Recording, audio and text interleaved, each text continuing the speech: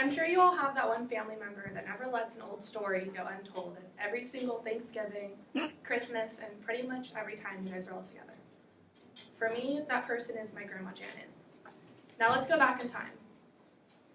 Imagine it's the 1960s.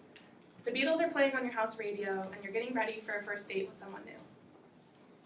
You're nervously waiting for the man that helped you with your groceries yesterday, hoping he takes you to the new movie theater down the street. Well, my grandma was this lady, and the man at the store, Rodney, picked her up later that evening and took her to his favorite restaurant. Once they got there and were seated, they both ordered some drinks, and he got a Coke for him and an iced tea with lemon for her. The night was going so well for my grandma until at some point in the night she squeezed the lemon into her drink and somehow managed to squirt the lemon juice into Rodney's eye.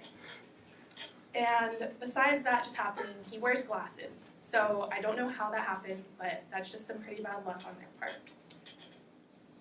This obviously hurt him.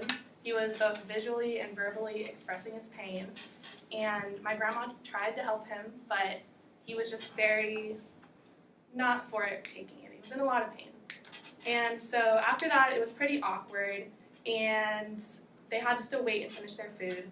But eventually they headed home, and on the car ride home, it was pretty awkward, and it was silent, and out of nowhere, Janet accidentally farts extremely loudly.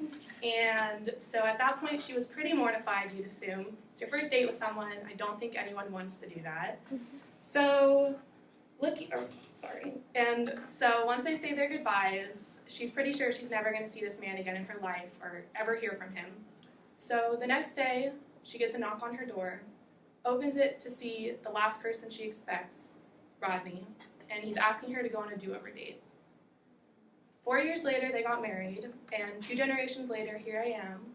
Rodney is my grandpa, if nobody got that. But looking back on it, I'm really glad I took the time to go ask my grandma the details of this story, because this was a story I swear I'd heard a million times, but I just never really listened to it.